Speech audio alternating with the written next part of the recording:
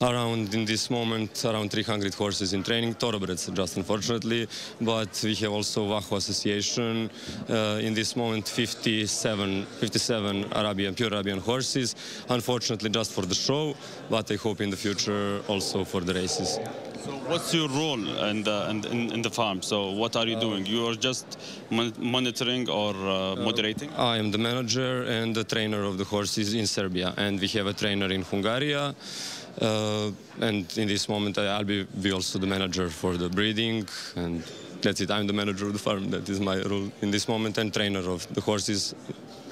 So as you know, like every time people looking for new market and looking for new horses, new bloods of horses that might be founded in Serbia. So do you recommend people to go there and see? Yeah, of course. We have great facilities, and climate is very interesting because it's European continental climate, and we have great farms, and nature is fantastic. And for horse breeding, I think is Group 1. I hope so. Yeah. What about the weather there in Serbia? So you said from April till October is just running the horse racing. What about the rest of the year? I know it's snowing there. Yeah, it goes like sub-zero. Yeah, the snow starts from December to maybe February, but the winter is not so cold. It's around temperature is winter between -5 to 5 degrees. You're kidding me? This is not cold. Yeah, of course. If you live in the Serbia, you will know it's not too much cold, and the summer is regular. It's 30 to 35 degrees. It's good. We don't have some hot summer. For the horses, I think that is very good temperature, and in the season, the average temperature in the April is 20 degrees, and that is, for my opinion, very good. Brilliant. I told you I've been in Serbia, and the city was great, and I hope one time again I visit Serbia, but not just for having fun. Yeah. I hope to visit Serbia with Arabian horse racing there. Yeah, you have my invitation to visit our farm and to make some video material from the farm, and we can visit also other stud farms in the Serbia, and I hope in next years you will come to make the presentation of the Arabian horse races in Serbia. Would be great. Thank you very much. Thank you. إذا مشاهدينا الكرام، كان حديث أحد زوار مهرجان سمو الشيخ منصور بن زايد للخيول العربية الأصيلة، على أمل أن نلتقي بالزملاء في المكان المخصص لبدء المحاضرة الثالثة في اليوم الثاني مع ديريك تومسون. Welcome back to our final session today. It's just gone 3 o'clock in the afternoon here in Madrid, the capital of Spain. Now, one of the great things about this Sheikh Mansour festival and Her Highness Sheikh Fatima do support ladies in racing, women in racing. And this is one of the very few sports in the world where women compete successfully against the men and beat them many times. And that's why this session is going to be very interesting indeed. Normally it's ladies first, as we always say, but tonight we've kept the best to the end. And we've got some star-studded guests lined up for you, including the lady who is going to look after this. She is our moderator. She is the top lady commentator of the horse races in Australia, and I'm pleased to say she's come all the way from down under on Emirates to be with us today. Ladies and gentlemen, a big round of applause for Miss Victoria Shaw. Derek, thank you. Ladies and gentlemen, a very good afternoon to you all here, and of course, indeed, our thanks to our hosts here in Madrid. This is an extraordinary opportunity in such a beautiful city that we find ourselves amongst here, and indeed all our panellists as well, I'm sure, and enjoying this occasion as much as myself. Firstly, without further ado, I'd like to, of course, extend my sincere thanks to His Highness Sheikh Mansoor bin Zayed Al Nahyan as we celebrate the 100 years of Zayed. And I think if we reflect what Baba Zayed would have thought the achievements of the UAE, and in particular what this panel will now focus on, what the UAE is doing, not just for women of the UAE, but indeed women of the world. It is absolutely fantastic. Also, a sincere thank you to Her Highness Sheikh Fatima bint Mubarak and one of our main panellists here, of course, Lara Swaya, the Executive Director of the Sheikh Mansour Festival. So a big thank you to you all. Women's engagement in racing provides more than just racing prospects or opportunities for women within the sport. the broader social ramifications have an incredible flow-on effect to a nation's population and indeed the general workplace where racing takes place. So let's find out a little bit more about how racing has impacted and perhaps enhanced the lives of our panellists that are up here with me this afternoon. So I'd like to introduce to you now, immediately here on my left or your right, a lady that I met a few years ago at Moonee Valley, the home of the WS Cox Plate, where Winks this year will contest her 4th Cox Plate. Our rider from the UAE, Shatra El Hajdij, of course, Shatra, a former jockey and now an endurance rider as well. Next to Shatra, we have representing the Department of Culture and Tourism from Abu Dhabi is Iman Sequel. Iman, lovely to see you. And then down in the red, the lady in red, is Marie-Martine Pomeroy of France, who I look forward to engaging with later on. In the centre from the UAE as well, the Abu Dhabi Youth Council representative. Good afternoon to Aisha El Main in the centre. Alongside of her, a lady who we've just introduced, of course, Lara Saway, who extends extraordinary opportunities to women around the racing world. Lara, good afternoon to you. Next to Lara, of course, down there is Heidi Bernsdorf, also in the red cardigan. Heidi's from Germany. It'll be terrific to hear about Heidi's travels around the world and how it's enhanced her life, her engagement with racing as well. And if I ask Heidi just to shift a little bit back there, and perhaps if I can ask to sit forward there, from the United States, we welcome one of our leading horse trainers, Terry Eaton. Next to Terry here, our Spanish representative, of course, Barbara Dumul, who was born in France, but Barbara represents the Spanish Jockey Club here this afternoon. Barbara, lovely to see you. And down the very end, all the way from Lebanon, a journalist that I'm really keen to hear about what you're doing in the sporting world. It's wonderful to see Ikram Saab. So Ikram, welcome to you. A round of applause, please, for all of our wonderful women up here on stage.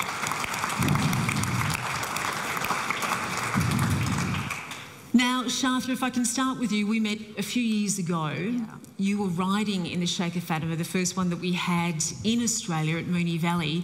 You've made the transition from being a jockey to an endurance rider. Let's start with your work, firstly as a jockey, then the transition to endurance as well. How did you start your work, your engagement as being a racing rider? How did that unfold for you? Actually, I was an endurance rider before being an amateur jockey and Her Highness Sheikh Fatima bint Mubarak championship. Like, we met in Australia, and that was an amazing experience. I came last, by the way, in that race. And the incredible experiences that I had was, it was the first Arabian race being held next to a Black Caviar. He was running in one of the, she was running in one of the races as well. It was a huge event. And I was riding this endurance horse who, when the gate opened, he didn't want to go. So I said, please don't embarrass me, please go. And then he went, but I came last. So it was really an incredible experience. Okay. It's amazing experience is not always about winning a horse. It's about enjoying the moment and being safe, you and the horse. It is very much about enjoying the moment too. That was the early evening. It was twilight going into the night. We had roughly about 30,000 people on course. We were live to Abu Dhabi, to the Middle East, and the whole racing focus of Australia that night. Black Caviar was lining up for her 14th victory, which of course she won. It was an extraordinary opportunity, but we were working with the foundation breed of the thoroughbred, the purebred Arabian. So it was the first time that we had such an event. It was wonderful to see you there and the experience I'm sure you benefited from. How did you feel when you were down at the starting gates? You're a long way, but you could see the grandstand was full. Was it a little nerve-wracking for you? Was it overwhelming? Tell us how you felt down there. Actually, I have something in races. Like, when I'm on a horse, I don't see around, or I don't listen to anyone around me. I just focus on the horse. So it was not like scary. Like, but the most scary moment for me, not any jockey, I'm talking about myself, is going to the gate. I always fear that the horse will run and will not stop at the gate. You know the way to go to the gate? That is the most scary part of the flat racing. But it was really nice. Like, they didn't have Arabian racing, so it was not so much of a famous racing, right? Was it the first time? It was the first time. And I heard people laughing when we started running because we were so slow compared to the thoroughbred horses. So it was a bit funny, but I think the festival has played a tremendous role in improving Arabian horses in Australia. So I think there are other racing held there. It's been instrumental in developing the opportunities, and the Australian thoroughbred jurisdiction is extremely tough to break through. But that night you created history, the first UAE rider in Australia, so I think that deserves a round of applause. Well done. Now, Shatha, you started with endurance, then went back to endurance. Endurance obviously has such a high profile in the Middle East. There are many endurance riders where I come from, but tell us about your life as an endurance rider at home. So at the beginning, it was really difficult to start as a female rider. And like we are invading, let's say, male field. So when I started, there were not so many ladies rider. So it was really tough. We had to work harder than they did. And what's like frustrating is that if a lady made a mistake, it will never be forgotten. But if a male made a mistake, he will be forgiven and will be given another chance to ride. So I always advise the new riders, ladies, my friends, like whenever you fall, just get back on the horse. Don't give them excuses not to give you a chance again. Just do it. So this was like, and actually it built me. The hard situation then, it built the person I am now. So now, thanking our government, like for taking care of it, and now we have so many lady riders representing the UAE as well, and we have also so many races, endurance races, in the season. So it gave them even more chance to come up and join in the race. Now, Shatha, you made a very important point there, and Aman, if I can bring you into the conversation, your work with the Department of Culture and Tourism. Shatha, you mentioned that you get government support, and I think that's absolutely fabulous as well. Aisha in the centre with the Abu Dhabi Youth Council. How are your two bodies representing the Abu Dhabi government? Tell us a little bit, perhaps, if I can start with Aman, with the Department of Culture and Tourism. How are you reaching out to your community at home in the UAE? How are you reaching out or engaging with women? How are you communicating with them and bringing them on board to be involved in the sport that Shatha loves so much? First, Department of Culture and Tourism is communicating very well with the festival, Sheikh Mansoor Festival. We are working together to present the festival in the best way. So with the direction of Lara Sawaya, with the support of our chairman as well, we are trying our best to promote that festival. And as you know, that we are the sustaining, the Department of Culture and Tourism is the sustaining of Sumu Sheikh Mansoor bin Zayed. UAE women, I got this fact from the Emirates Federation that UAE riders have been, the number of UAE riders have been increased from 27 from 1999 to 1,777 now in 2018. And this, of course, comes after the support, after the guidance of our president, our leaders, and of course, the mother of nations, Sheikh Fatma bint Mubarak, and the support also from the executive director of the festival, Lara Sawaya. You're very lucky to have such a strong sense of guidance in the UAE, which I think a lot of Western jurisdictions lack. There are many great aspects, such as countries where I come from, with our jockey school, of course, which was highlighted earlier. But I think that government push for women to be actively involved is so commendable. And it is unusual outside of your country when I look at the rest of the world. So you're indeed very, very fortunate. And I applaud wholeheartedly what your nation is doing and will continue to do so in the future.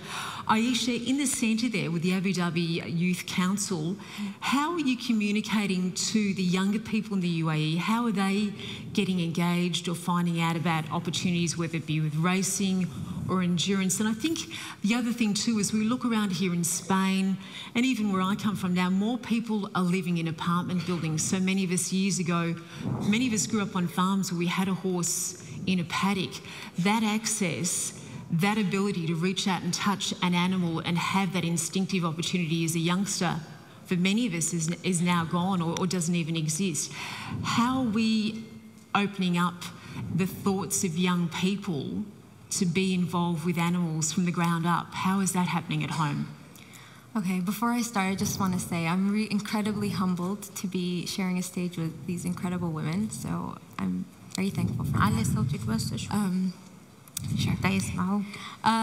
So a part of our mandate as the Abu Dhabi Youth Council, we're 7 members, and basically we represent the youth of the Emirate of Abu Dhabi.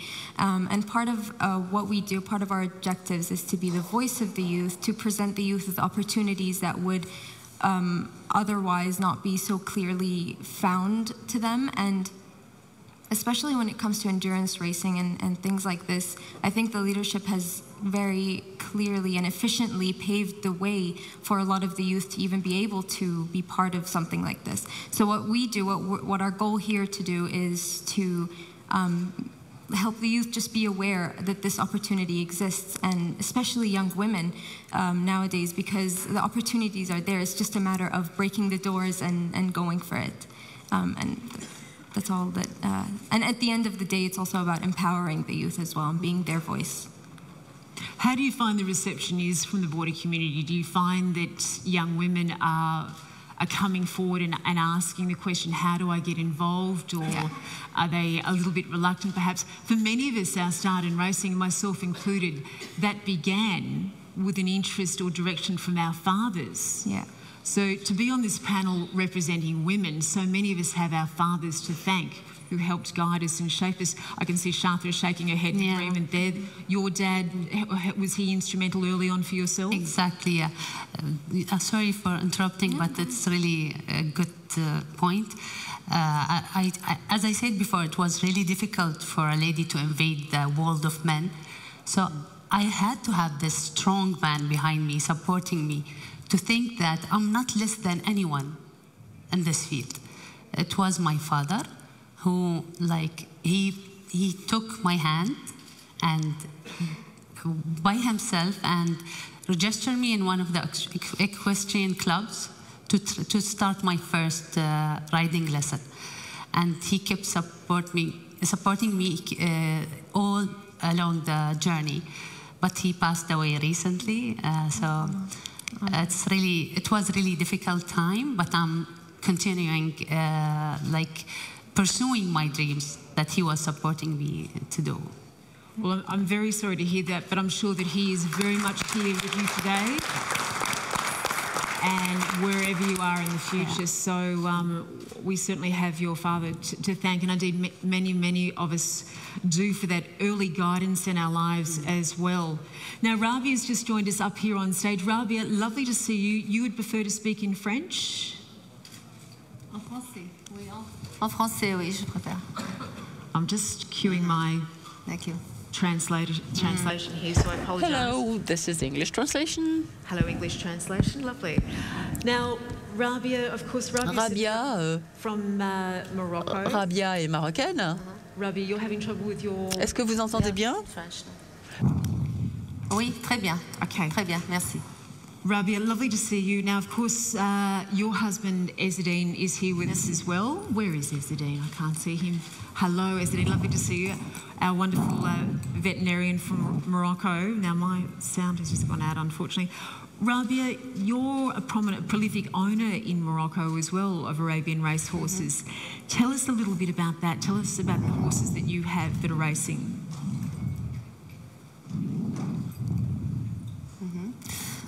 Bien. Ladies and gentlemen, good evening. First of all, I'd like to thank this panel and the audience attending this extraordinary festival. I'd like to also thank Sheikh Mansoor, of course, and Lara, his representative, who does an extraordinary job every year, which I very much encourage, since it tends to encourage women. So we can only be proud of her and try to put everything that we have on our side, our experience and our history. So Lara has helped women a lot in Morocco because she has encouraged women, of course.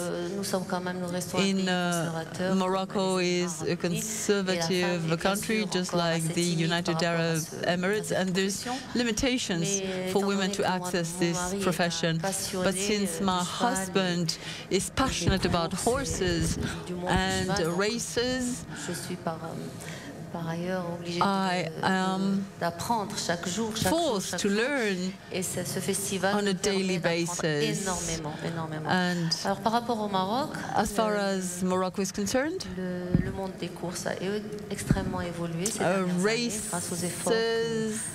racing has hugely improved in the last few years, thanks to the efforts made by our owners, our jockeys, and the Moroccan administration, who has understood that the world of horses will eventually catch up with the world of football, isn't it? And it will be very important for our country. And the United Arab Emirates are, of course, a great example when it comes to Arab horses, because now we are directly connected with Lara. Jockeys in Morocco are not yet in a great position because, culturally speaking, things are difficult for women, for parents to understand that their daughters want to follow this course. We at home have had young candidates, lady candidates, or young girls candidates staying in our home because they cannot stay with young men. These young ladies do not have much experience, and there's lots to do intellectually, culturally, also being along with men and having men and women being respected for her worth. So we're working in that direction. We hope to get there, and Lara is making her utmost to promote women in racing. Thank you. Well, she certainly is making a huge difference right around the world. So, Rabia, thank you. And I apologise, just a little bit slow there coming off the end of the translation. Rabia, when we were in Morocco last year, if we look at Moroccan history, it's only 1996, 1997 that women were granted equal rights. So your ability to own racehorses now, and indeed all the working opportunities for women in Morocco, was extremely impressive. And what I wanted to do here today, to focus immediately on the United Arab Emirates and indeed that part of the world when we went across to Morocco, when we look at these countries, and then people such as myself coming from very prominent thoroughbred racing jurisdictions that at times beat their chest, not I as an individual, but perhaps our industries do, where we come from, a little too loudly, a little too proudly, and at times quite arrogantly about their achievements for women in terms of their success. And what I find remarkable about the Middle East, right across to Morocco and the whole region, is the way that this area has embraced women's opportunities at lightning pace. An extraordinary ability to charge forward so quickly, and so much of that can be attributed to the Sheikh Mansoor Festival. I wanted to touch on something that Derek alerted me to recently when we were in Hollywood, and that was Yas TV recently put a special together on a lady in Australia, Wilhelmina Smith. Wilhelmina lied about her gender to become a jockey, so she dressed as a man.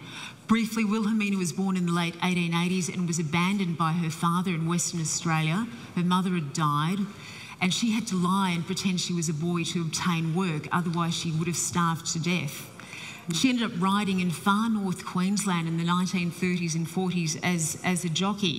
And when she died in the late 70s, her friends found her dead on her farm and discovered that indeed she was a lady.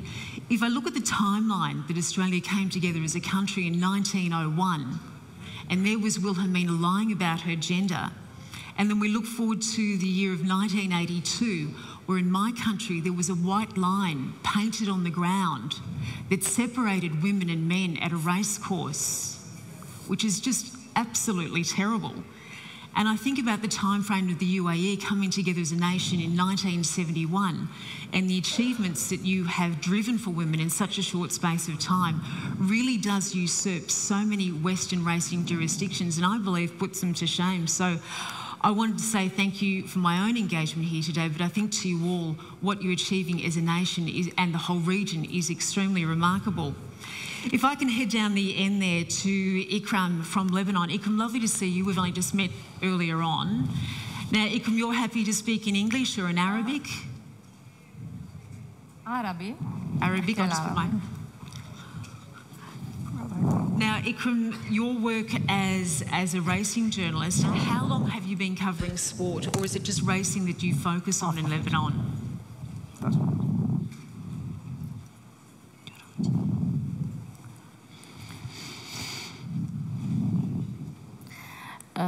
بداية مساء الخير. إكرام صعب صحفي لبناني. خلال مواكبتي لمهرجان منصور الشيخ منصور بن زايد للخيول حسيت إن في شيء بالربط بأفكاري يلي أنا معتمدتها برسالتي الإعلامية، وهو الاهتمام بالمرأة.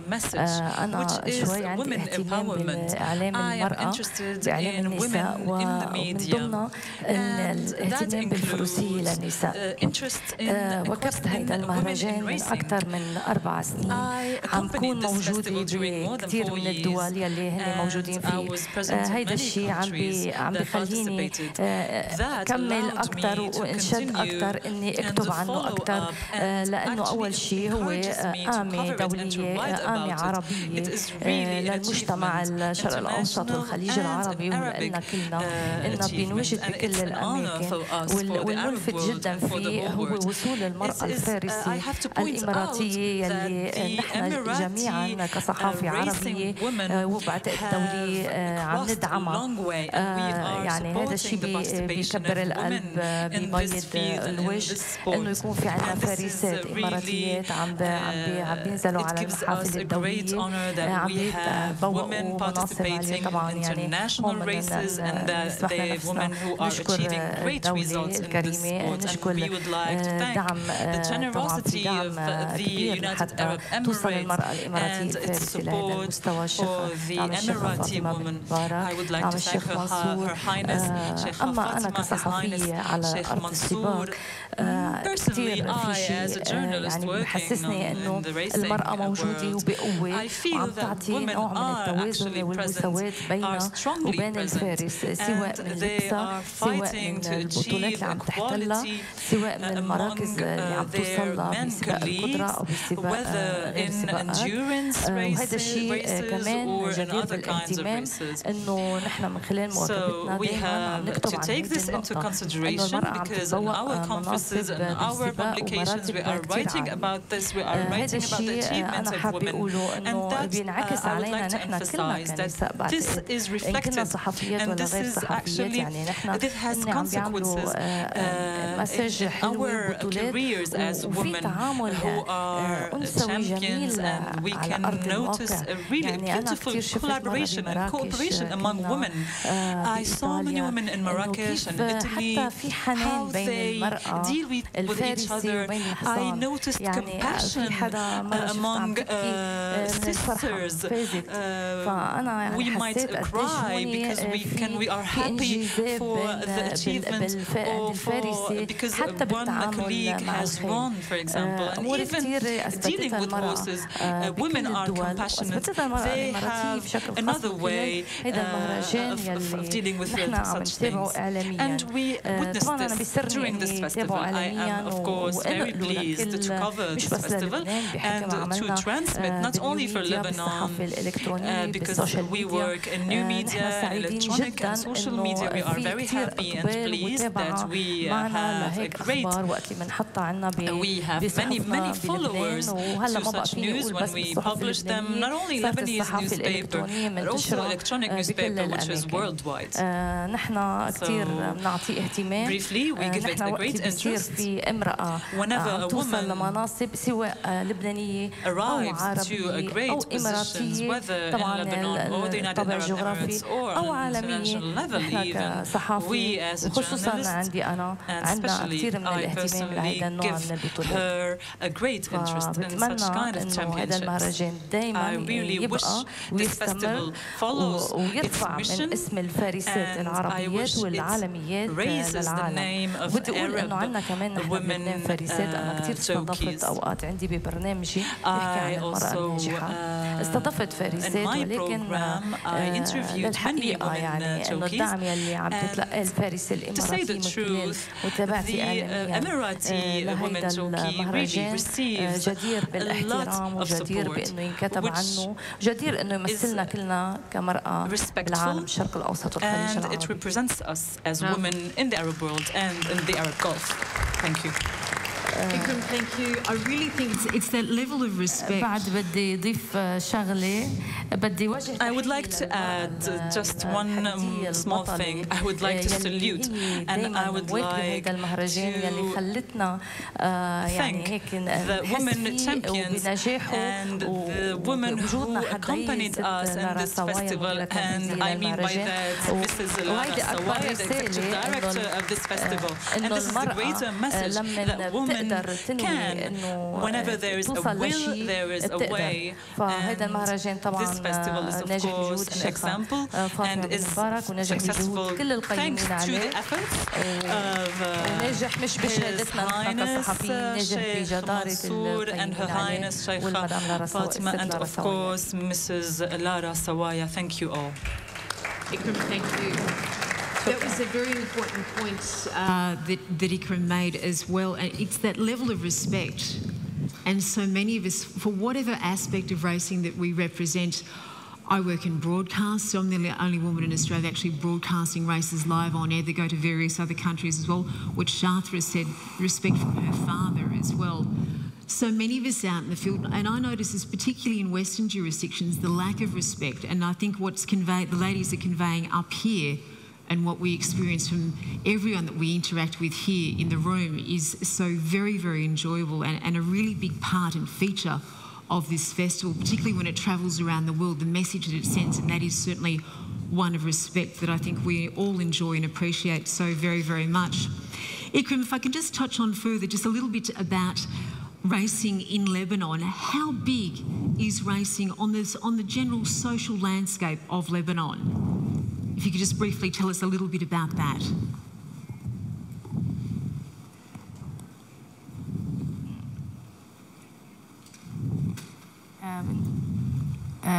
نحن هون عم نحكي عن سباق مهرجان الشيخ منصور. طبعا نحن من خلال كصحافي لبنانية واكبت المهرجان خلينا يعني إذا بدك ننقل صورة. نحن ما كنا عارفين إنه هيك الناس بدها تتابع معنا. للصراحة في كثير متابعة بهذا الموضوع إنه يكفوا معنا. صرنا حاسين نحن ما بقى فينا نقصر، ما بقى فينا نقول sort of responsibility. We cannot stop anymore our mission. So we had to assume a responsibility that we are covering an international festival, and this is actually an added value to our media in Lebanon. We have a festival. I personally, as a journalist, and I would like to point out this. We are familiar now with this festival. We are part of one family, actually. It's very important to speak on behalf منصور بالشارع مثل هوليوود كلنا جميعا عم نواكب وهذا الشيء كان ناطرنا جمهور نحن مينيموم بلبنان كان ناطرنا جمهور وعم بيتابع معنا مجرد ما نحن موجودين معكم يعني في معنا تقريبا كثير من الجمهور معنا. أما إذا كنت عم تسأليني عن الفارسات If you are asking me about women jockeys in Lebanon and racing, so Lara, I can answer. Okay. وأنا بحب أتركه لست لارا. I would like to leave this for Mrs. Lara due to her experience in this matter. I would like to thank this festival, and this festival allowed me to work in the sports journalism. I actually was working in politics, in general and culture, but this is the first time, thanks to Sheikh Zayed Festival, I was able to participate as a sports journalist, and thank you. Ikram, thank you. Lara, we'll come to you in a moment, but if we could just engage here with Barbara down the end, of course. Barbara, representing Spain. You're originally born in France, weren't you? Yes, I'm French, but I lived in Spain for a long time ago. And for my family, my legacy, we are all involved in horse racing. Our brother and my father is a famous trainer, of course. So it's why I am in this world and in this sector. And in Spain, horse racing are not as developing and in France. But women, every day there is more women working in horse racing in Spain also. And in the Arabian horse world, there is more. I think there is more women than in thoroughbred for the moment, because there used to be more amateur in Spain, and there is a lot of women working in this industry. Every day there is more women working in horse racing, as in France and in a lot of parts of Europe now.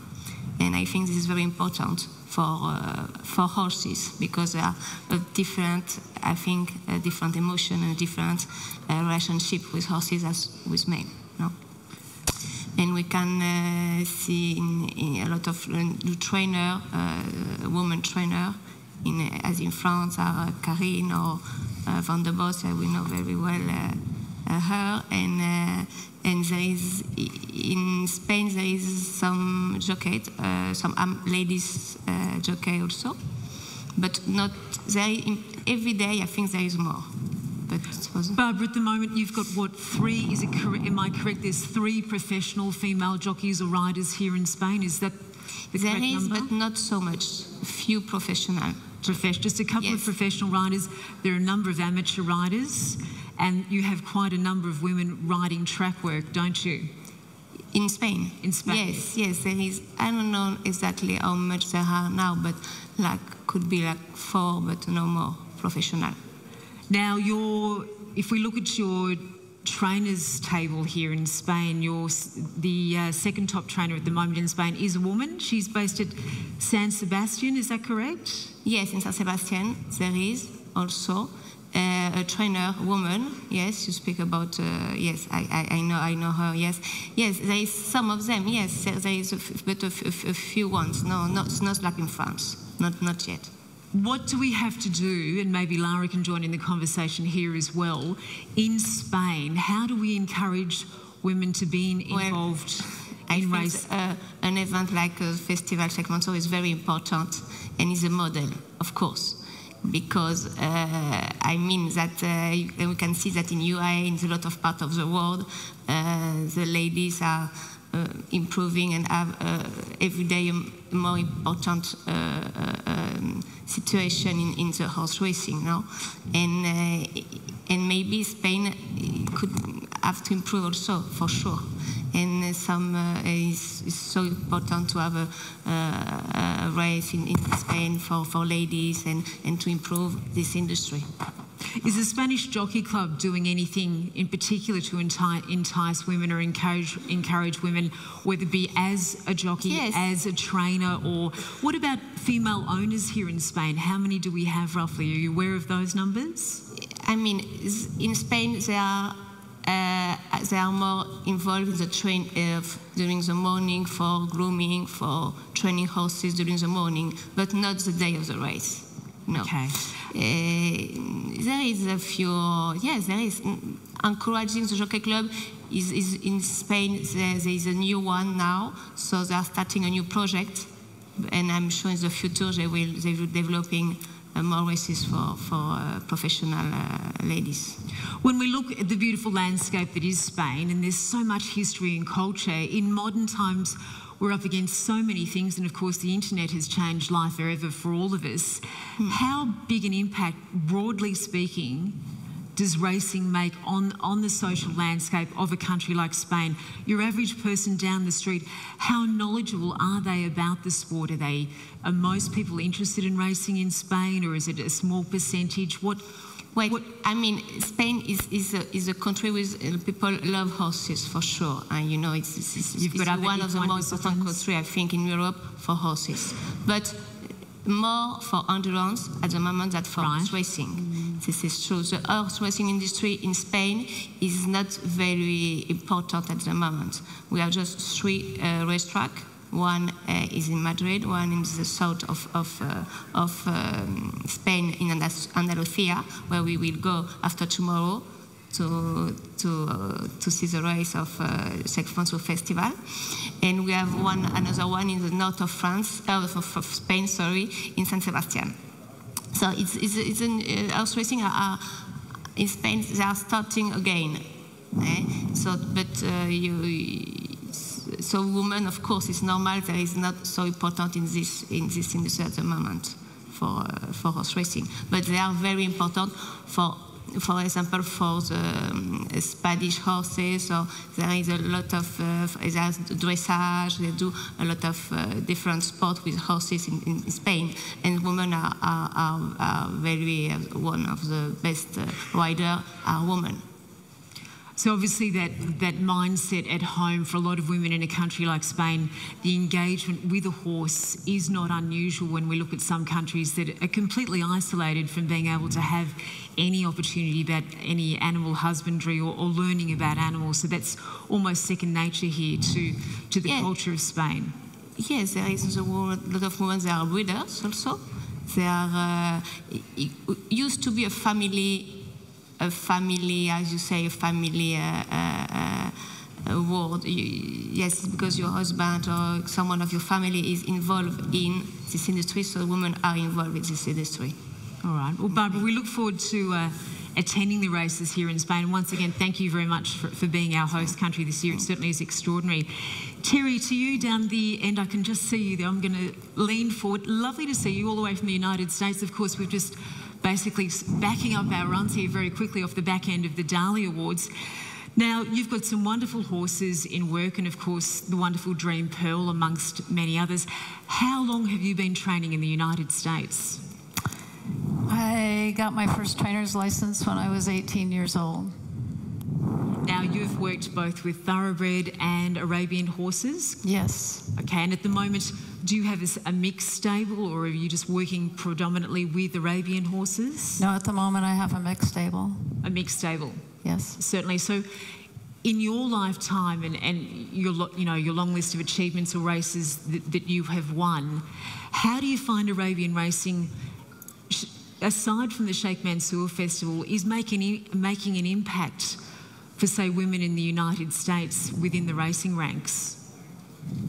As far as Arabian horses are concerned, well, as you know, in California, we've had races at Santa Anita, so now that we have broke through in that area, I think it's going to grow a lot larger. And I'm hoping that we can get breeders to breed more horses and to help our horse population, because that's where we're lacking at this point. So with all of this wonderful Sheikh Mansoor Festival and Laura's help and all of that, it seems like it's helping our racing economy to go up, and people are encouraged to breed more Arabian horses for racing specifically. Do you find that there's anything particular about an Arabian owner that, I mean, you've got some very prominent owners that you obviously work with in the United States, but do you find perhaps that it's a certain type of person that might be more knowledgeable about a horse or is curious about an Arabian as a racing prospect Do you find there's a distinct difference in ownership with people that perhaps would present a thoroughbred for you to train as opposed to an Arabian? Is there any differences with mindsets of these? Very much difference, yes. The people that own the Arabian horses and breed them are very, very passionate about their horses, and they love them very dearly. The thoroughbred people, they are more of a business sort of aspect, and they're in it for the business and to make money and to win races, but yet it's business aspect. The Arabian people, they are just much easier to train for, in my opinion, because of their love for the horses. So without sort of preempting perhaps an obvious answer, do you have a preference for a style of owner and horse that you would prefer to be training? If you could go down just one path, would you, or would you still prefer to have a mixed stable? No, I love both the horses. They're wonderful horses, and they all take different techniques, and so I think it's a challenge to have them both. And it challenges me to be a better trainer. What has been one of your greatest successes? What have you enjoyed the most about horse training, whether it be thoroughbred or Arabian, and perhaps share with us one of your greatest victories? Well, my great passion is that I like to ride them, and I like to gallop them myself and prepare them for the races. So that is what I like to do, and read each horse as an individual and try to learn each trait of each horse so that I can better them and move them forward where they're most qualified. Now, certainly you've got Dream Pearl, who was a Daly Award winner. Yes. And where will we see Dream Pearl next head to the track? What's in store for Dream Pearl? At this point, we're focusing on Northern California when our races start there in roughly the middle of June. And then it just depends on how she performs as to where the road takes us with her. Well done you, and it's certainly, I think, lovely aspect that you represent, having a mixed stable when Arabian racing in some jurisdictions is finding it hard to push through, but what you represent, and by holding true just simply to your value and love of the horse, is so commendable. So thank you very, very much, Terry, and I wish you every success in the future and look forward to reading more about the success of your stable. Now to the centre, one of our ladies here in red. Of course, if Mary, Mary Martin, how are you? Nice to see you. Would you prefer to speak in French or English? Le français, si vous voulez bien. Okay. I'm going to speak French, if you like. Yes, I'm going to speak French. Now, Mary, yes. Mary Martin, if you'd like to just touch on your experience in racing, your father started your influence. He was a British bookmaker, is that correct? Alors, oui. Non, il était bookmaker. Et sa mère était bookmaker aussi. He was a bookmaker, and his mother also was a bookmaker. And when my parents divorced, I went to France. And the truth is that it was my father who passed me this passion. I remember I met my husband 50 years ago. He is here with us, and he was he liked riding horses, and he was participating at horse racing activities, and we talked about it all the time, but I didn't know a thing about horse racing.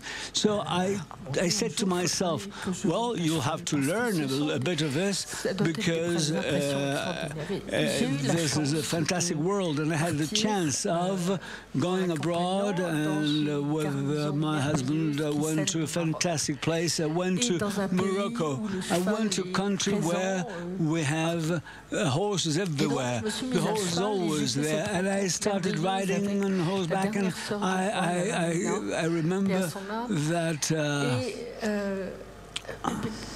it was a passion. There were moments, fantastic moments, riding horses, and it was very simple. I used to go hunting, and it was at where the king's sister had less possibility, and then it was fantastic, it was incredible. And then at the south of Morocco, and I had something to remember, something incredible. And I said, well, it's important, that's part of my life. And I had this unique opportunity, and then we were shirted at different places, and it was at that time we were hunting on horseback, and it was incredible. It was by chance I was there, and I had the chance of sharing with the world of horse racing all the values you represent here. We're talking about values that are, first of all, this, there's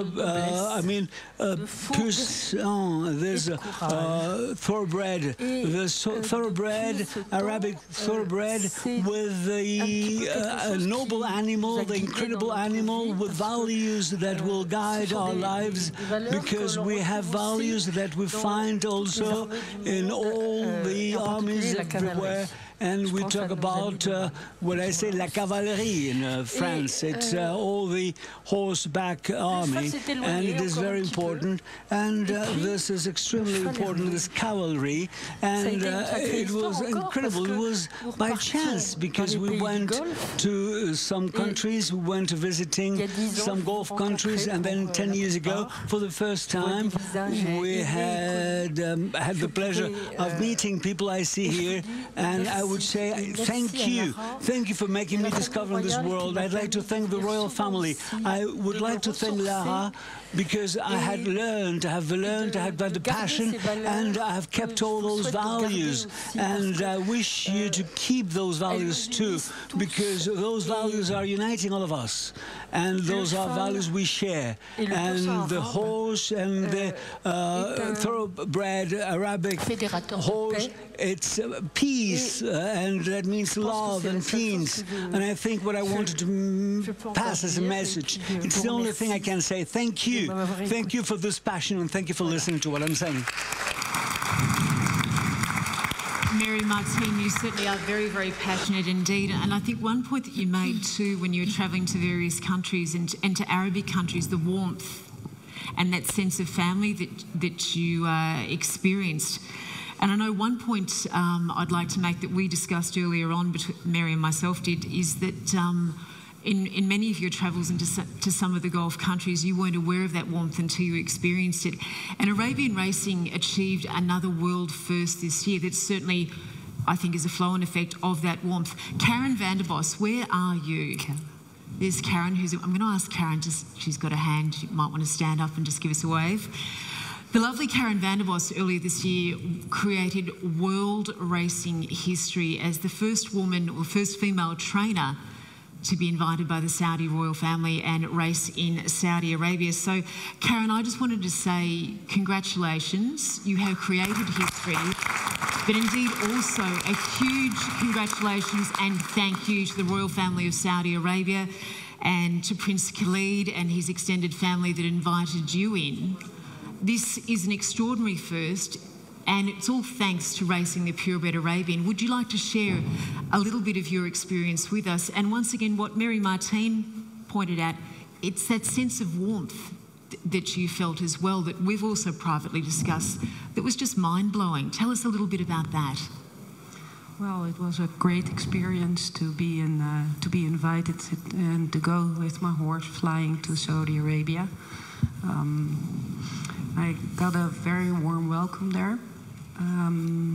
We did the races. They were extremely good in the quarantine procedures for the horses, and I found myself in a very great hospitality on the stables of the royal family of Sheikh of Al-Khaladia stables. It was indeed I was indeed the first female trainer who was participating in an Arabian race, which was an honor, of course. I found myself very welcome there, but the next day they had also Arabian horse showing. The veterinarians there were taking good care of me, and they were picking me up. And when I was the day later on the Arabian show, I met some women in the VIP toilet. One was from the United States, and she invited me to come to her table. She was wearing an abaya. It's like, how do you say it? A burqa. And I had a burqa. Oh no, I didn't have a burqa, I had an abaya on. They advised me to do that. They didn't say Sheila and abaya, you mean? Sorry? Sheila and abaya. Okay. Yeah, no burqa. Burqa, you didn't close your eyes. No, not yes, here. Sheila and abaya. Yeah, and I had a show on my head. They advised me to do it, and I did it. And I did it because I didn't want to be rude. I wanted to adapt to their culture, not being a Muslim, but just showing my respect to them. And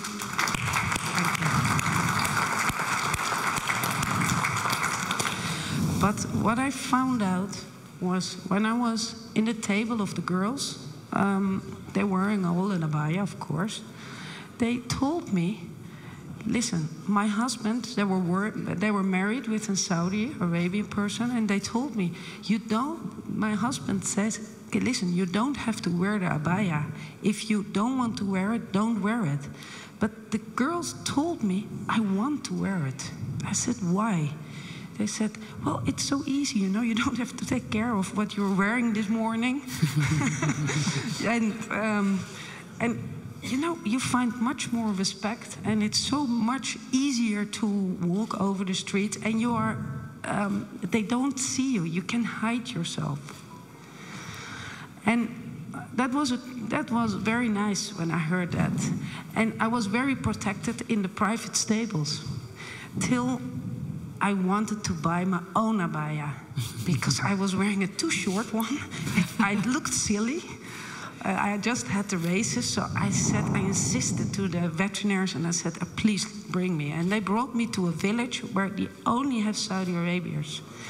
And I was so happy. I was wearing an abaya, and I had the shawl around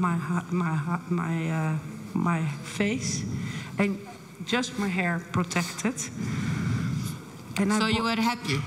I was happy. And you know, I need to tell you something. The Sheila and abaya is the traditional clothes of the GCC. And when you are wearing the Sheila and abaya, you are giving respect to yourself, because this is the UAE or the GCC girl, which you are so proud of. Thank you. Thank you, Karen. I felt very respected when I was wearing it. That was my experience, especially there when I was in the village. Thank you, Karen. Karen, well done to you. And indeed, another world first, thanks to Arabian racing. And I keep coming back to that point, or 2 points in particular. I think for women, first and foremost, it is that level of respect that so many of us from Western jurisdictions are chasing and have a lot of trouble finding, and to experience this in the Middle East and with Middle Eastern people is just absolutely outstanding. So again, another world first, and geared with that respect, just wants us all to keep the message of Arabian racing alive and well right around the world. Now, Lara, if we can come to you in the centre, of course, the festival has driven many firsts for women. Even the concept that you put together of amateur and professional female riders, that's extraordinary for any racing jurisdiction to embrace, particularly so when the standard of so many amateur ladies is very, very high. Some of the points that I've noticed over the year, AO Kiname winning at Lingfield, I think it was in the United Kingdom. I'm not sure if any of you are aware, the Japan Racing Association, once you have outridden your apprenticeship in a woman, you cannot be a senior female rider in Japan. You are out for life. So for Lara and the festival to take out and win a race in England a few years ago, that in itself was another world first. You've taken the first female jockey to win a race in Algeria, which was extraordinary as well, a German lady. What direction does Sheikh Fatima give to you for women's opportunities of the future? Would you like to share a little bit of that with us here this afternoon? First, Mama Fatma has taught us that there is no difference between men and women.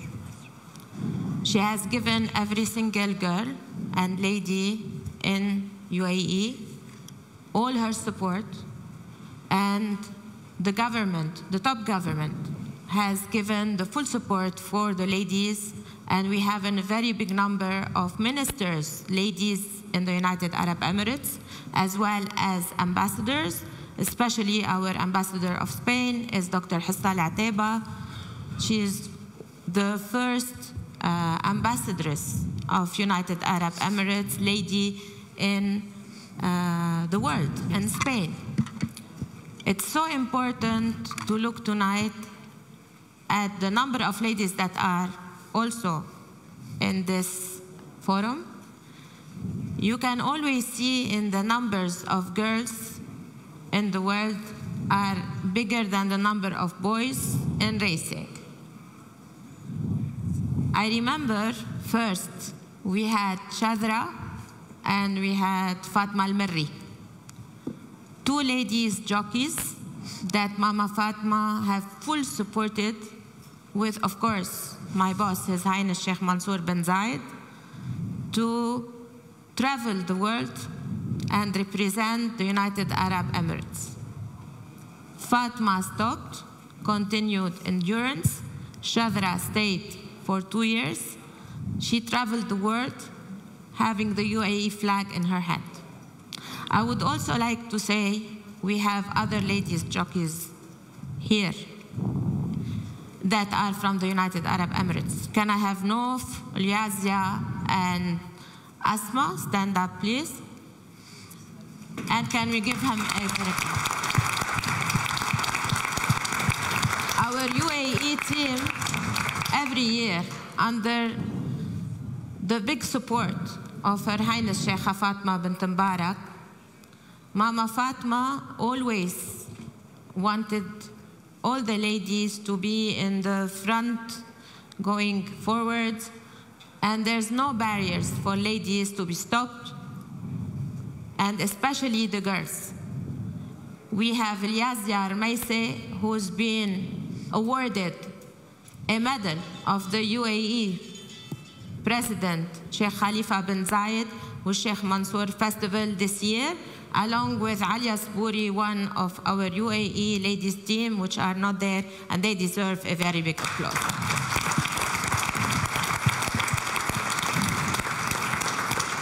We don't want to stop also on a young lady who is also UAE. Maybe she is from the islands.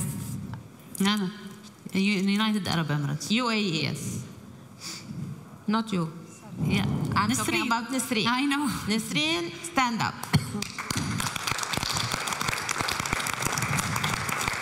Nisreen is also a great endurance jockey. She has participated in many races in the UAE. She's one of the ladies that participated in open races, and she beat all the boys in the race at the end in the trainers. Well done. Thank you, Nisreen. There's no barrier between ladies and men.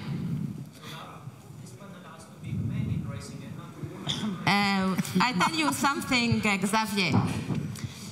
Maybe in your world, which is the flat racing, we don't see a UAE girl. On n'a pas commencé les questions, Marie-Ange, tu peux t'asseoir. S'il te plaît, tu peux t'asseoir. On va te donner la chance pour parler, je t'assure. When we started flat racing is a bit difficult. It's about strong heart. The UAE girls, there's no barrier for strong heart. They're very, very strong. They're everywhere in the races. When you give them a horse, whether he's a crazy horse or a non-crazy horse, they are going for it. The thing is, now maybe UAE don't have a lady jockey, but trust me, next year you will find someone, because the festival is working on 2 girls to be riding, and they are 16 years old.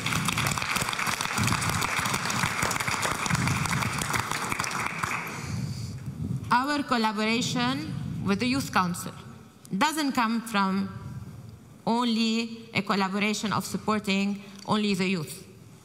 It comes from a collaboration of looking in all the diversions of the youth and finding really young youth, ladies or boys, because we want also boys to be jockeys, because I think Ahmed al-Kitbi went somewhere out, but him and Said al-Mazrou'i were the only jockeys in the UAE.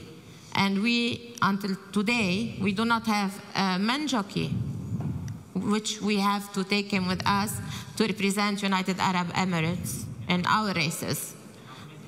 Ahmed was the first jockey and a very professional jockey, which really he deserves a very big applause, because he's the only jockey professional that we were so proud of all the time. The festival has a very big responsibility. The responsibility comes because Her Highness trust in the festival and His Highness Sheikh Mansoor bin Zayed is always to have the gold.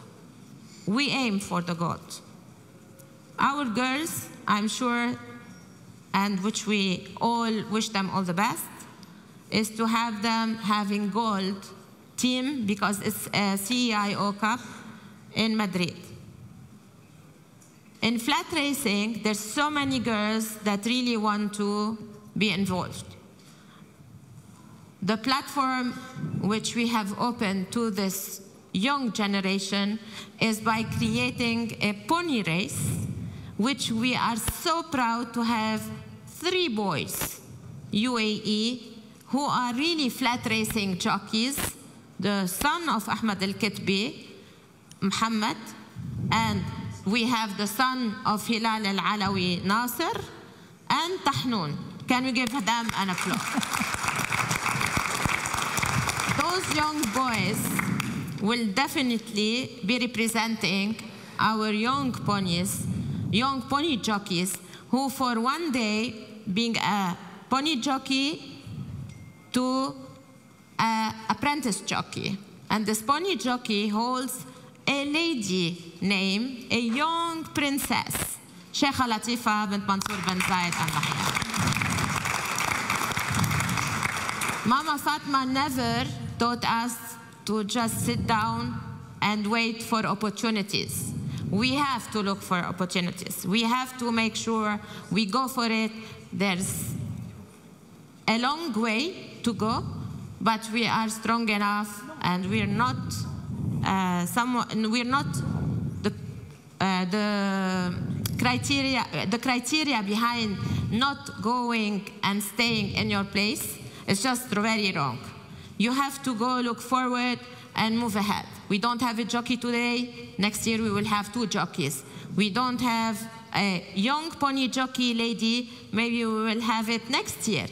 We have now 10 races in the world. We have 10 international jockey. The first international pony jockey race was in Abu Dhabi, thanks to Pat Buckley, who has supported this with the ponies, and you, Xavier and Richard, for supporting these young boys and girls that came from 9 different countries, and it was the first in the world to have international pony race in the name of a very young lady, which is only 3 years old, Latifa bint Mansoor bin Zayed Al Nahyan. Wonderful. So as you can see, there's no borders. But we have to put in our heart that there is always challenges, and we will have to confront those challenges. We shouldn't be scared. We have to look to the front. We have a very young member from the 7 members of Abu Dhabi Youth Council, which we are so proud of, Aisha, because today she represents the UAE Abu Dhabi girl, lady, and of course, she is experiencing with all of you a new challenge, which is horse racing. Horse racing is an open boundary for many countries, and for all the youth. We are looking for the youth. We are examples for this young generation. This young generation needs our support. Today, for example, Shadra and Liazia, Nof, Asma, Nesreen, Alia are example for young ladies to be in the lead. This is what we're looking for. We are examples and mentors to the youth, and the youth is our future. And we are teaching them how to be in the lead. And this is how we have good students, good jockeys, good leaders, good trainers. We do not want to forget, we have a great lady trainer in the United Arab Emirates, yes. Salha Al-Ghurer. Can we give her an applause? She's not here with us, but she deserves all our respect. She's a very lovely lady who has done great challenges in the UAE. She has won 2 times the Wasba stallion races. She's an endurance also trainer. There's no barriers to be neither a trainer, neither a jockey, nor anything. Mama Fatma always taught us, always look to the front and never look back. Thank you. Laura, thank you. Now, if we can go to Heidi there, just the other side of Lara, our other lady in red. Heidi, hello to you. Hello. Heidi, would you prefer to speak in German or English? Well, let's speak in English. English, certainly. Heidi, your experiences in racing, tell us a little bit about that. It's not much about racing, it's more about endurance. Endurance, certainly. I was invited for the first Endurance World Championship in '98 to Dubai. And that was when I met endurance. Before that, I was only in eventing. And the head vet of the eventing in Germany said, Heidi, you must go when you have the invitation, because endurance has so much in common with eventing. It's a marathon sport, so go. And when I went there, before all my heart was for eventing, but then slowly it changed. Half of it was eventing, half of it was endurance. And by now, I must admit, it's all endurance. And I think the main reason for me doing a lot of endurance journalism is that I think this wonderful breed of Arabian horses, I don't think everybody in this surrounding here will understand what they really are. They imprinted all the warm bloods in the world. There is not as far as I know, there's not a single race of warm bloods which have not been imprinted by Arabian horses. So I think we should keep this on, because otherwise, with the beauty shows, you will never keep it. A beauty show, if it's a dog or a horse, will always make these points lose. It's very, very sad. We saw that with Irish setters, and we will see that with Arabian horses also. But in any case, I think what Lara does here with the directives of His Highness Sheikh Mansoor is amazing.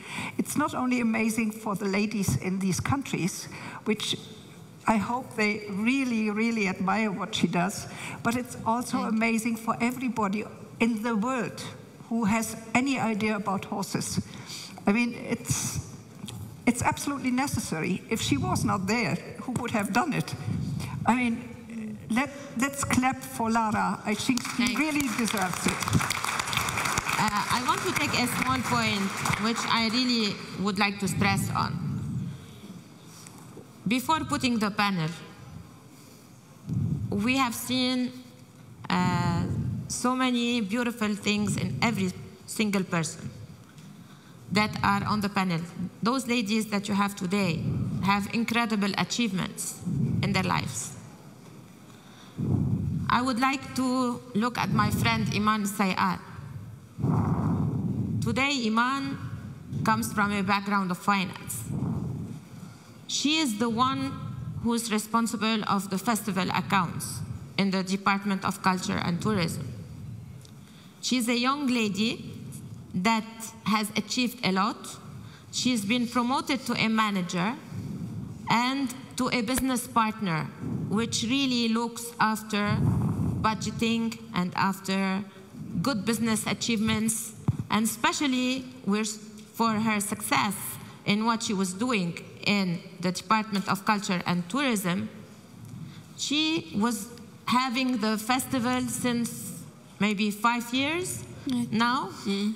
And before they merged, we were Abu Dhabi Culture only and Heritage. Then the Abu Dhabi Tourism merged with Abu Dhabi Culture and Heritage. And then it's when Iman started. And this is how young ladies can come and hold a huge account with a stressful Lara, with a troublemaker Lara. But she's great in what she does. She wouldn't have been handling this big project if she wasn't capable of doing this great achievements year after year by bringing us more forward to the front, because she's looking after us in the financial side of the project. Can we give her a great applause? And I would like to stress, for her boss support, Saud Al-Husani, he's the CFO and the third person maybe for me in DCT. Saud has given many ladies in the department lots of opportunities. There is Alhan Ahmed also, who is with the accounts payables. There are other ladies also in the department. So you know, when you have a leader behind who's pushing them to the front, this is because they are so much looking forward to have more ladies, because the ladies are good achievers. They might have children, but they know how to balance between their family. She has 5 children, Malla, four children, 4 children, and a baby only maybe a few months old, 6 months old. And she's today with us, left her family in order to support Sheikh Mansoor Festival. Thank you, Lara, thank you very much. I'm so glad to be here, really. And we are very proud of you always, as we are proud of all the ladies on this panel. Ikram was talking in a bit about Lebanon and races. I will stress on a few points to answer your question. Can I have Wa'ad stand up? Can we applaud her? She's a very champion of racing in Al-Wasbat stable. She's a Lebanese jockey, and she won an open race, not a ladies' race. Well done. This is the Lebanese jockeys. Maybe we don't have a Lebanese flat racing jockey. Thank you, Wa'ad. Maybe we do not have a Lebanese flat racing jockey. But of course, Lebanon, maybe because of what we were passing through in the previous years and the war and everything, maybe there is no actual racing as it was before. So this is why with Shafiq al-Musawi, with the instructions and the directives of His Highness Sheikh Mansour bin Zayed, is to support him to do the show, the Arabian Beauty Show. And this is why the festival also maybe supports the Arabian Beauty Show with its aspects to support Lebanon, and because it is a beautiful horse. It's all about beauty. We are not specialized in it, but this is also a great support to him. And we do not want to forget Arabian Horse Society, which we respect a lot. We have the logo with us everywhere. We believe in the registrar and the bloodstock, thanks to Isam Abdallah and all his team. Lara, thank you. Before we go to the wonderful Marianne, I can see you there. Marianne will be with you shortly. I have a question for everyone here, and I think on behalf of the panel as well. We have achieved so much thanks to United Arab Emirates, and I have to extend my sincere thanks to the Sheikh Mansour Festival for what it's done for me personally, as well as indeed it has for many of us sitting here this afternoon. But there are still racing jurisdictions in the world where women's engagement is at 0.0. It hasn't even begun. What do we say to these countries where women still don't have opportunities? How can we help them come forward? And of course, there are different social expectations and things evolve at a different place in certain areas.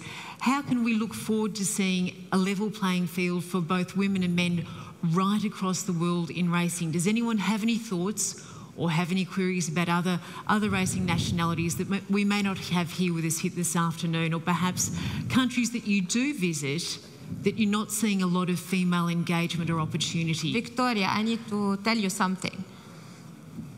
Every country has girls. Every country? Yes, they have girls. They have jockeys. When we started racing in Morocco, there was no jockey. We started flat racing. Shadra was with us. There was no Moroccan girls. Next year, when we came, there was a young lady jockey, and she was there. Bushra. Yes, Bushra, yes. Bushra took a medal from the Mohammed Al-Sadis, the king of Morocco, because being the first Moroccan jockey to get a medal and to be a young jockey, achieving and reaching the finals of Sheikh Fatma bint Mbarak. That's right. But what about countries such as... So the festival, this is a point very important. Whenever the festival goes, there's always a demand. They can text me on Facebook. They are always jumping on the messengers. We are jockeys. They're not giving us chance to ride. It's up to the country itself. It's not that the country do not have jockeys. It is the country that's not allowing a jockey, a lady jockey, to ride still. It's the mentality of the country that is changing right now. It is not the lady jockeys that are not there. No. So there is the impossible becomes possible, because with Sheikh Mansour Festival, there's no impossible. No, and equally, the Sheikh Mansour Festival has been instrumental in driving change, but when I still look at the jurisdictions such as the JRA, a senior female rider in that country is still not possible. So thanks to this festival, we hope that we extend that influence.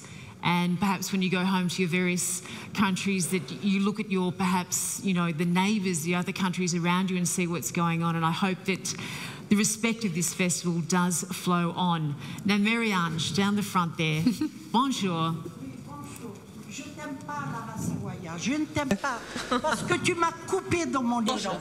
Je voulais parler de I don't know. I wanted to talk about the little Moroccan girl that I loved the day she won that course there, and she was the winner. It was a great pleasure. And now I would like to talk about this beautiful girl over there. And I saw her from the very beginning, and I followed her from the very beginning. And I would like to say I have followed your career from the bottom of our heart. And those ladies, those young girls, with all the suffering and the strong will, even though she might not win for me, she is a winner. She is a winner. And every time when I am in France, because I cannot be all the time at the United Emirates to follow all the courses, all the contests, I know, I always follow what happens. I follow all what results are, and when they win, for me it's a pleasure. It is if I had won myself. And I would like to go back to something, to a great lady, and I would like to say that United Arab will go far, because then I'll talk about you, but I would like to say, no, let me say something, because you stopped me, and I'd like to talk about United Arab Emirates and Saudi Al Gore. It's a great lady. It's a fantastic lady. Why is it so? Because I looked at her and I told her, what are you doing there? What are you doing? And she said, I'm training other people. And I said, Well, another time I said, what are you doing there? And she said, I am training other people. And I said, you're training? Well, okay. What does your coach? What does it mean? You're a coach, you're giving training to other people, you're a trainer? And she said, well, if I am a winner or not, it doesn't matter. I'll always be a trainer because I love horse racing. And then it is what I saw. And whenever I look straight in the eyes, I always follow the races. And United Arabic Emirates give fantastic results. So one day she was a winner. One day she was there, up there at the podium. For me, it was, I told my husband, I said, look at her. She is a winner. She is a winner. And she comes from the United Arabic Emirates. And now I'm going to go back to this lady. Don't think I've forgotten you. And once we were talking together and you said, I'm going to try to make an effort, and what are you going to do with the blog? And she said, no, I am willing to do it, and I'm going to do it, and I'm going to race as if I were a male. And I said, impossible to compete with male riders, but she won. She's a winner, and I admire her, and I love you for what you've done. I love you. It's fantastic. And I also love you because you're a person, you're an extraordinary person. You're number one. You're number one. Thank you. Et tu es algérienne et française. Lara. And you're French. And you're French. I'm sure that if I saw you talking, I would understand more than translate. I was lost. Marianne, she has been there from the beginning. Like, we don't speak the language, but she can tell us what she wants to say from the heart. Thank you so much, Marianne. Okay, before we, I don't know if there's any other questions around the room, but in case anyone has a question, can I see anyone? No? Lara, is it... Sorry, I'm reading something, and I would like to stress also on an Arab lady, a young princess, which is in this, the trainer, Princess Shahida Asaud. Can you stand up, please? She is a trainer in Saudi Arabia, and which I'm sorry not to mention you because I didn't see you sitting here, but we are so proud of you. And we hope you are going to bring your horses with our races one day. When you are ready, we are here too.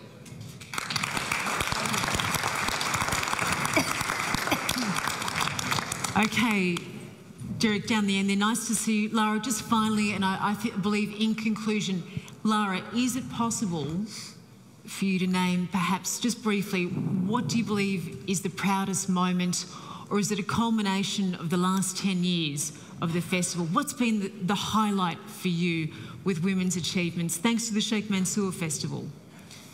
First, before we talk about the 10 years, I really need to thank those young ladies that are behind me, Emirates Airline girls. We fly Emirates, they are taking care of us on the planes, but they're taking care of you today to make you happy and smile behind us. Thank you, girls, for supporting the festival. And in the 10 years, we've learned a lot. We believe that nothing is impossible. We entered Santa Anita Park when no one believed that we were gonna enter, and this is Sam Vasquez. He was telling me, what? I said, yes. He said, I'm sure she will not enter. Isn't it, Sam? Sam Vasquez, he's talking. Sam, hello, I'm talking to you. I'm talking about Santa Anita Park, the first time when you didn't believe me. I told him we're gonna go Santa Anita Park. And Sam thought we are giggling. And when I entered Santa Anita Park, this is because Sheikh Mansour bin Zayed, there's no impossible for him. And we didn't enter a normal race. we entered the Derby race, which is the $16 million race in the day. So there's no impossible and the sky has no limits. And this is the Sheikh Mansoor Festival.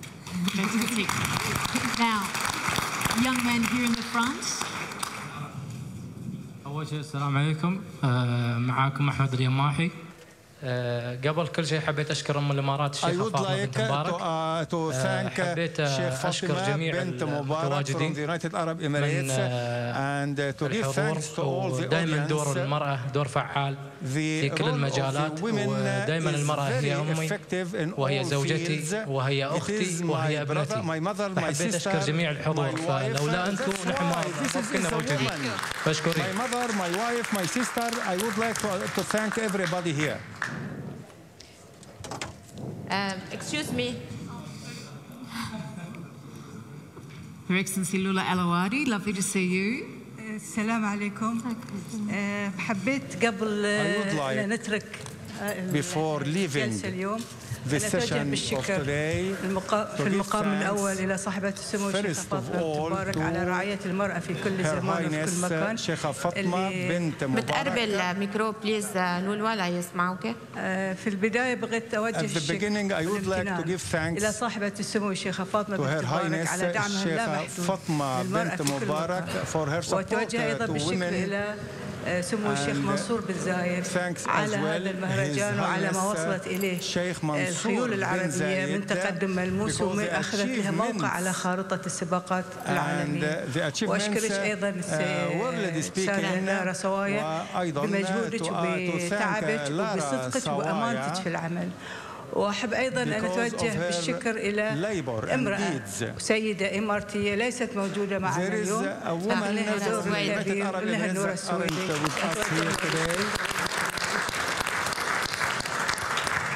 أنت سبقتيني لولوا أنا كان بدي أنهيها مع نورة. And I would like to thank them Her as well. Excellency نورة السويدي. نورة السويدي 10 years festival. سنوات 10 years. The General Women Union, and she's the chairman of the UAE's Ladies Sports. This woman is an incredible woman who loves to support the ladies wherever they go. She's the first one to call me for the race, what time, the timing, when they are starting, to ask about every single girl when she's on a horse. She never left anybody. I remember the first time we had a race in Holland, maybe Margaret de Ruyter remembers. We conducted the first ladies race and it was Shadra and Fatma Al-Marri riding. And we do not want to forget, as the GCC, we have two young ladies, Omanis, which from the Royal Cavalry of Oman, Fatma and Azhar. Fatma Al-Manji and Azhar Al-Wardi. Those two ladies were participating in the race, and Fatma fell down. Noura was like you, one of her kids fell down from the horse. And she was the first to push me, let's go and see what's wrong with Fatma. When she made sure that Fatma was okay, she called Mama Fatma and told her, your girls are okay. Even the GCC girl, even any girl in the world is Mama Fatma's girl. Thank you. Excuse me, can I say something? It's about Noura Suwaidi. She's been there for us. Yes. When I was a jockey, I remember one incident, and it was in Germany when I came third, I think. بتكلم بالعربي. أنا هالسباق كنت وايد خايفة. فيتني نورة وتمت تشجعني وقرت علي. وفي الحقيقة I was very scared and I felt الخوف كله راح وشي وركبت وأنا the fear in myself. فجزاها الله خير ونورة وايد كانت من المشجعين الأوائل. وأنا كمان ما بدي أنسى عبد الرحيم الهاشمي كان يكون معنا كمان بالسباقات وهو جنرال وومن يونيون اتحاد النساء العام يمسك المسبحة ويصلي بس تطلع شاطرة أما تقطع على فهناك من يأخذ. Lara, thank you very much. Well, ladies and gentlemen, that concludes our Ladies in Racing session. I think above all else, once again, our sincere thanks to the Sheikh Mansoor Festival, Her Highness Sheikh Fatima bint Mubarak, of course, His Highness Sheikh Mansoor, to Lara Suwaira, our Executive Director, and indeed our panel. Our hosts here this year in Spain have been absolutely superb and will continue to be so this weekend. We look forward to our various race dates. But also, I think the biggest message that I've gained with my last couple of years as a part of the Sheikh Mansoor Festival, for a lot of women right around the world, it's the level of respect that we have received and been so appreciative of from the United Arab Emirates. So to each and every one of you, thank you. And thank you, Victoria Shaw. Superb. That was an outstanding session. Ladies, thank you all very, very much indeed. It's a shame it has to come to an end, but that is the timings which we have to adhere to. Can we inform everyone that they have really to be on time? 7:30, we really need to be in Castillo, La Velas. So do me 7:30, we leave here? No, I think Ismail and the guys knows what time we leave. Guys, so get ready for 7 o'clock in reception, and it's going to be good tonight, inside and outside. The weather is getting warmer and warmer by the second. But I think you really need to get jackets because it's cold. Take jackets just in case, so the boss has told you. All right, so if you're cold, that's your fault. Ladies and gentlemen, thank you for coming today. We're live at 10 o'clock tomorrow. Let's hear it for the girls. And stay with us.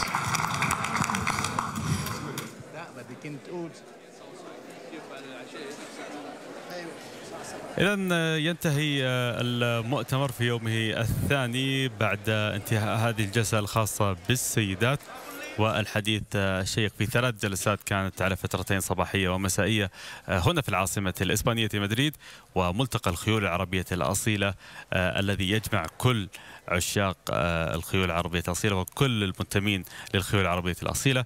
واليوم عندنا في الاستوديو ضيفين عزيزين. الضيفين جاءوا من المملكة العربية السعودية للمشاركة لأول مرة في هذا المؤتمر. رحبوا معي مشاهدينا الكرام بضيوفي في هذه الأمسية، دكتور صقر العتيبي المدرب. اهلا وسهلا فيك دكتور. اهلا وسهلا، الله يحفظك طول عمرك. حياك الله. ايضا رحب اخوي بندر العتيبي مالك. ومالك ومربي ولا مالك بس؟ مالك ومربي. مالك ومربي، اهلا وسهلا فيكم. حياك الله استاذ. حياكم الله. طيب انا في مقدمتي قلت ان انتم تشاركون لاول مره في المهرجان، متواجدين لاول مره في هذا الملتقى. هذا كلام صحيح فعلا، اول مره تتواجدون. بماذا خرجتم مع نهاية اليوم الثاني؟ نشكر أول شيء الشيخ منصور على عمل هذا المؤتمر العالمي. نعم. ونشكر الشيخة فاطمة والقائمين على المهرجان ككل. والله استفاد الحمد لله، نحمد الله ونشكره. يعني استفدنا ان واجهنا كبار الملاك في العالم. نعم. وكبار البياطرة في العالم، الدكاترة والمهتمين في الخيل العربية الأصيلة ككل، من منظمات، من يعني من جد مهرجان عالمي زي ما يقول. أنا في أكثر من شخص حاول يتواصل معي في الفترة الأخيرة بخصوص الشكاوي اللي تجي على المضامير في المملكة، يقولون الخيول العربية الأصيلة ما تحظى بهذا القدر من الاهتمام في موضوع السباقات. عندنا الحمد لله يعني إن شاء الله في توجه الآن للخيل العربية بعد حيلة كلاسيك الحمد لله. نعم. الحمد لله نشكره. يعني قاموا الإدارة الجديدة اللي بقيادة الأمير بندر بن خالد بإذن الله أنهم توجهوا للخيل العربية، أنهم حطوا لهم، فتحوا لهم أشواط، فتحوا لهم يعني مهرجانات كبيرة زي مهرجان الخالدية اللي قائم عليه الأمير خالد بن سلطان، ونشكر على المهرجان الكبير باسم الراحل الأمير السلطان بن عبد العزيز، الله يرحمه. الله يرحمه ويغفر له. هو ملك الخيل العربية، يعني ما شاء الله تبارك الله. عندنا مزرعة البويبية ومزرعة الخالدية يعني من كبار المزارع في العالم يعني. والدليل ان الحمد لله من اول مشاركة لنا حققنا طول عمرك حيلة كلاسيك ما شاء الله. يعني لو متاح لها الفرصة من قبل كان لنا بصمة كبيرة. فنحمد الله ونشكره. يعني ان شاء الله باذن الله القائمين على الفروسية في السعودية الأخ صالح الحمادي كأمين عام، والأخوان إن شاء الله أنهم مجتهدين وأنهم بإذن الله يعني نسمع اخبار طيبه في ميدان الرياض باذن الله في اشواط. نعم، معالي مستشار تركي آل الشيخ رئيس هيئه الرياضه وعد بموسم استثنائي الموسم القادم، وسيكون بدايه لمواسم استثنائيه قادمه باذن الله. دكتور، أيضا هو نفس السؤال في البداية، بس بماذا خرجت في يومين من هذا المؤتمر؟ حقيقة شيء جميل جدا صراحة، كانت الجلسات جدا مفيدة وجدا جذابة يعني صح حقيقة. تعرفنا على ناس كثير منهم من كبار المربين للخيول العربية حول العالم، من أمثال الأخ العزيز القدير خالد خليفة النابودة، وكبار المدربين مثل الأخ هلال العلوي، محمد الشامسي، الأخ مصبح المهيري، والأخوة من دول كثيرة صراحة. تعرفنا على الأخوة من المغرب العربي ومن دول كثيرة صح حقيقة، من أمريكا. فشيء جميل جدا إنه صراحة إضافة كبيرة، ونشكر القائمين ونشكر الشيخ منصور بن زايد والشيخة فاطمة، وخصوصا نخص بالشكر للأخت لارا سوايا. وحقيقة شيء جميل جدا، هذه أول تجربة في حياتي، لكن تجربة جميلة، وبإذن الله راح نكرر ونعيد إن شاء الله، ولكن نعد بإذن الله القادم أفضل، وبإذن الله حيكون إن شاء الله مشاركة للسعودية إن شاء الله في المهرجانات القادمة للشيخ منصور، مع العلم أنه راح يكون الموسم القادم إن شاء الله راح يكون كأس الشيخ منصور أو مهرجان الشيخ منصور في السعودية، وقد أخبروا عن ذلك، وإن شاء الله نتمنى في شوط راح يقام في المملكة. صحيح نتمنى التوفيق للجميع، ويا رب دعواتك الله يحفظك. الله يوفقكم ان شاء الله. امين يا رب. كنا نتكلم قبل شوي عن موضوع الاخ صالح الحمادي، وصالح الحمادي يعني انا التقيت فيه في كاس دبي العالمي، جاي يوجه دعوات وجاي يروج الى ان المملكه ستكون حاضنه لسباقات الخيل العربيه الاصيله او الخيل المهجنه حتى، وفي عندهم مصيف في الطائف اللي صحيح. حاب يودي خيله هناك وحاب انه يشارك مع الموسم السعودي، فان المقيد راح يكون في الطائف ان شاء الله، صحيح. ومجهز على اتم استعداد، وعدد كبير ايضا من يعني مساحه كبيره صحيح. سيتم وضعها لكل من يريد المجيء من خارج المملكه للمشاركه في السباقات. في الاهتمام، موضوع الاهتمام احنا نتكلم عنه، يعني ان الان العجله تسير الى الامام، وهذا الشيء ينفعكم انتم كملاك وكمدربين بلا شك. صحيح. فعلا عندنا ميدان ميدان الملك خالد في الطائف، يعني من احسن الميادين يعني تجهيزا، وهو اللي بعد ميدان الملك عبد العزيز. فان شاء الله باذن الله بيبدا الموسم يوم 18 باذن الله عربي، ترى ما 18 بيكون ان شاء الله بدايه الموسم، فيكون فيها اغلب السباقات يعني هتكون منقوله ان شاء الله، وتكون تربرد. نعم. بس ان شاء الله نتمنى في هذا المنبر ان شاء الله، منبر ياس، ان يكون فيه اشواط عربيه باذن الله باذن الله. طيب سؤال الاخير بس، مش انتم الوحيدين المشاركين من المملكه العربيه السعوديه؟ لا، معنا الاخ سالم بن محفوظ مدرب ومربي ومالك، ومعنا الاميره شهيده بنت منصور، ويعني الحمد لله هي اول مالكه خيل اول مالكه خيل في السعوديه. صحيح صحيح. طيب كلمه اخيره قبل لا نختم دكتور. الشكر الجزيل لكم طال عمرك، وفرصه سعيده، ونتمنى من المهرجان يقام في السعوديه في المواسم القادمه ان شاء الله باذن الله. وانا اعتقد انه في تنافس ما بين ترى مهرجان الشيخ منصور وما بين تنظيم السباقات الخيول العربيه الاصيله. انا سمعت ان اغلى شوط في العالم للخيول العربيه الاصيله راح يقام في المملكه العربيه السعوديه السنه القادمه في مضمار الرياض باذن الله. اغلى شوط حاليا موجود الان 1,200,000 يورو. صحيح. اللي هو جوهره التاج ثلاثي، سباق المغفور له باذن الله الشيخ زايد، 1,200,000 يورو، جوائز مش هينه بالنسبه للخيول العربيه الاصيله. انا ذكر لما كنت في ايطاليا كنا نتكلم عن موضوع الجوائز، فكانوا يقولوا لي احنا يعني حتى على مستوى الخيول المهجنه عندنا موضوع الجوائز ضعيفه جدا. فانت تخيل في سباق واحد في شوط واحد انك تدفع 1,200,000 يورو للخيول العربيه الاصيله، هذا يعتبر تسويق ونجاح بالنسبه لمسيره الخيول العربيه الاصيله. احنا اكيد سعيدين بتواجدكم معنا في هذا الاستوديو، وانا اكيد سعيد ايضا بتواجد كل الحضور، لكن انتم على وجه التحديد. سعيد بلقائكم، وان شاء الله التقيكم ان شاء الله. ان شاء الله باذن الله واحد احد، مش هنا ان شاء الله في المملكه باذن الله. باذن الله ان شاء الله. ووقتها ان شاء الله نجي نبارك باذن الله واحد احد، وان شاء الله نوعدك الله يحفظك.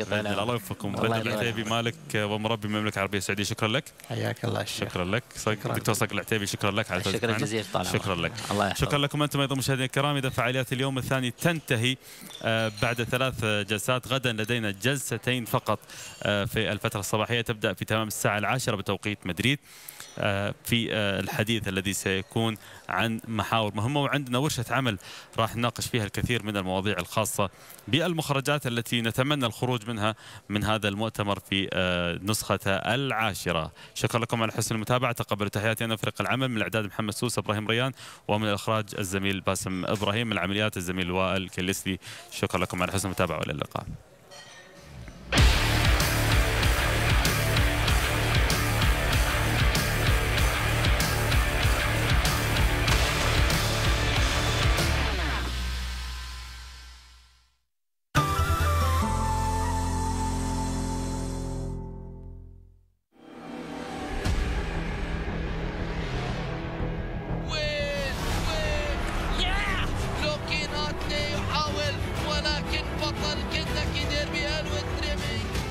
الديربي الأمتع في العالم سيجمع 20 نجماً بعمر 3 سنوات للمنافسة خلال الدقيقتين الأكثر إثارة في عالم الرياضة.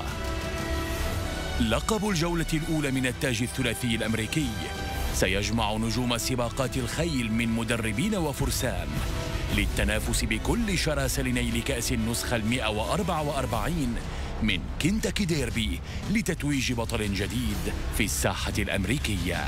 تتابعونه على قناة ياس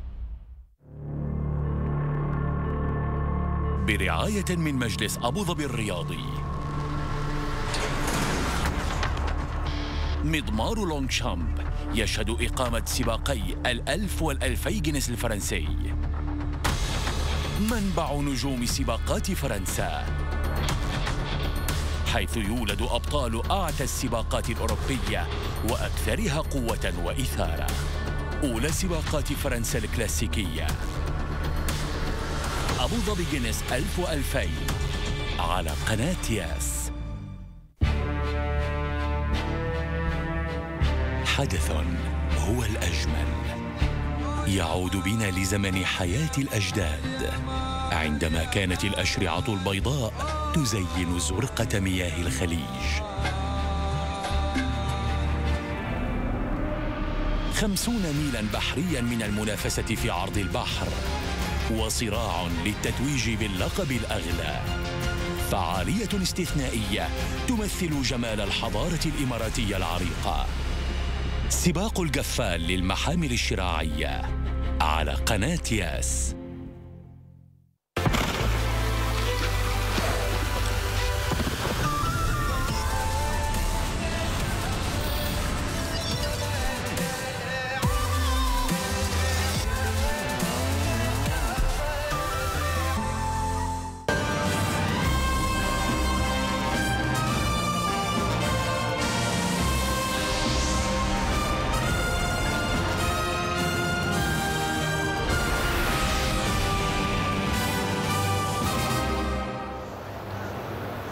Welcome back to the parade ring here at Shartin. That was some performance from iVictory, but if you like your Group 1 horse racing, we've got a cracker coming up in the Audemars Piguet QE2 Cup, and I'm delighted to say that Michael Maxworthy